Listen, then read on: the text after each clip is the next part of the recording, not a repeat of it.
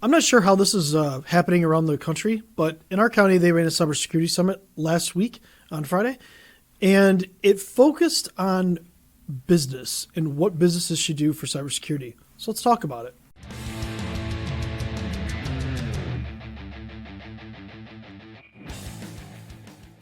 Hi, I'm Chris Burns from Ticket Gurus, and welcome back. So let's break down a few things. First, I'm going to say CISA. It's Cybersecurity and Infrastructure Security Agency. I'm going to talk about the FBI a little bit. I'm going to talk about IC3, which is the Internet Crime Complaint Center. It's actually hosted by the FBI. I'm also going to talk about the Michigan State Police, and I'm going to talk about some business leaders that were there at the summit. So let's get started. So Jenna and I show up, we walk in. There's a pretty good turnout, probably like 40, 50 people there, which is awesome. It's nice to see that people care about cybersecurity enough to show up to one of these, especially when the data and the stuff presented is not going to be the most exciting. Now, I know that sometimes I put videos out there that maybe don't explain things as well as they need to be. I'm working on that. I need feedback on that. If you don't understand something, please let me know, because I'm here for you. I'm here to help you. So on Friday, we show up, we go in there, we sit down.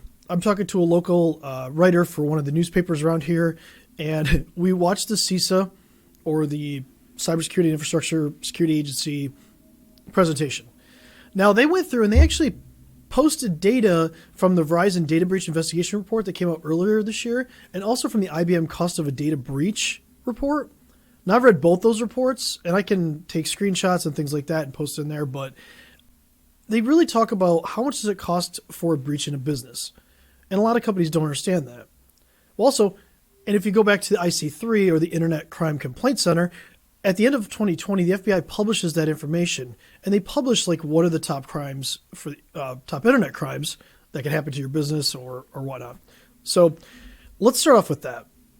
When CISA was talking, they talked more about ransomware. They talk about other things like phishing and things like that.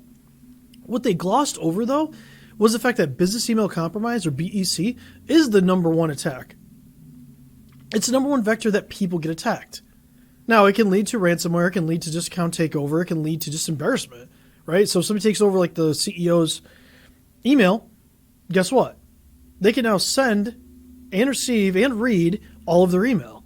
And if you don't know it, you could be conducting business like normal, talking about a big deal that's coming down, talking about maybe some instructions on like where you need to wire money and things like that. And what they could do is they could send an email as a CEO to maybe the CFO or somebody downstream and say, hey, I need you to change this wiring information to this.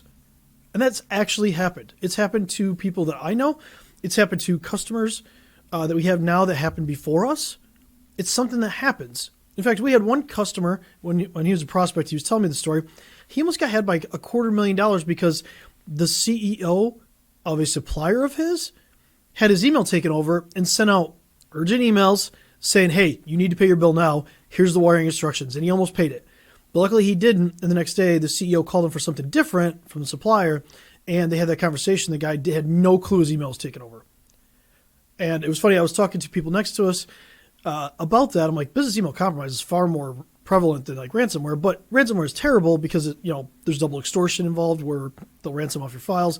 And then even if you pay it, they may say, hey, look, we stole your files. If you don't want us to leak them, we're going to need that money again. So that's bad, but business email compromise is the worst. And in fact, last year it cost U.S. Companies more than $1.8 billion, according to the FBI. Now, ransomware is much more lucrative from a single use perspective because you can get a ransom of $5 million, $10 million, $100 million, whatever, if somebody will pay it, right? So some companies will, some companies won't. The funny thing is people don't think that when they don't report it to the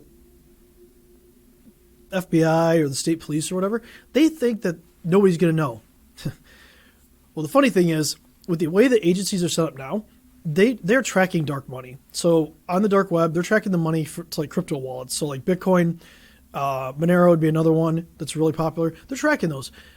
They can see when a certain company has paid, even if it's not public, even if they haven't let law enforcement know. Now think about that. You think you're paying something anonymously, but they're already embedded in some of these organizations, or they're embedded deep in the dark web, where they can see that you're making the payment because they can see your data. And then they can see when your data is moved or taken off or whatever. They know that you've paid. It's just a matter of time of figuring that out. Now, right now it's not a crime in the United States to pay a ransom. You don't have to report it as a private company. Public companies have to report it. Healthcare, things that are regulated have to report it. But private companies don't. But just because you don't report it, don't think that people won't find out.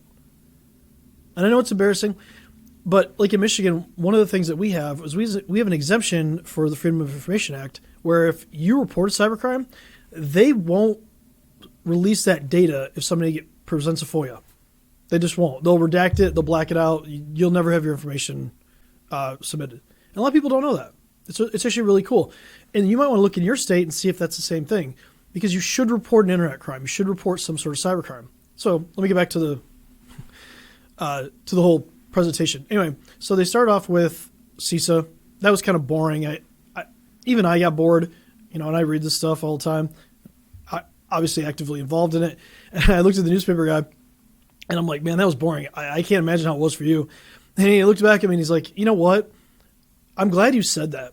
And I said, and that's when I kind of went into the business email compromise and things like that. So I had a good conversation with him, trying to help him out. When it got down to the panel, there's somebody from the state police, cyber analysts.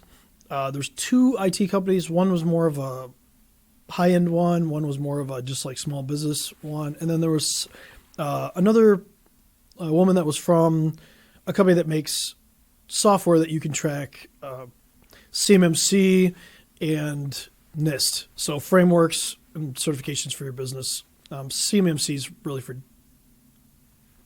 DoD contracts, government contracts. I'm sure it'll come downstream more to maybe like automotive, but it's not there yet. So the panel was awesome. They talked about NIST and what you need to do and things like that, but they kind of glossed over some of the things that I think are important. And the one thing that everybody talks about, they're like, you need a plan. You absolutely need a plan. You need an incident response plan. But you have to test your security. And last week we ran a deal where we talked about testing your security. We had people take us up on that, and how we're scheduling that out into January. Hopefully before then, but we're running a little lean right now with some projects we're doing.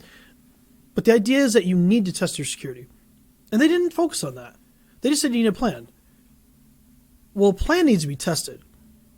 So yes, you need to understand that if you have an internet crime, if you have ransomware, if you have business email compromise, what do you do next? It should be call the person or the company that's handling it for you, handling your IT. But there's more to it than that. You need to be testing this stuff. You need to be testing the security that's in place to make sure that it's actually doing what it's supposed to do. Because the one thing you don't want to find out when something actually bad happens, that all the security you put in place doesn't work. So it wrapped up. This was about a 3-hour conference.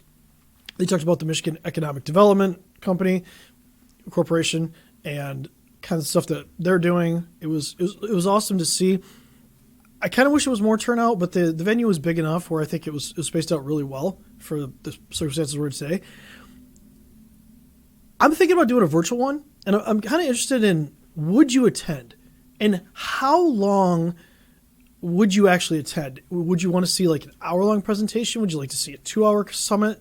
Something like that, maybe where I bring some vendors in, some things like that they can talk about the state. It won't be a sales pitch. It'll be information for you, but I hope it's good information. And I'm thinking about planning it for sometime after January, probably more into February, just to kind of break it up, because I know holidays is really tough for people. Let me know down below. So I hope this was informative. If you have any questions about this, let me know. I'm Chris Burns from Techie Gurus. I appreciate you. And until next time, stay cyber safe.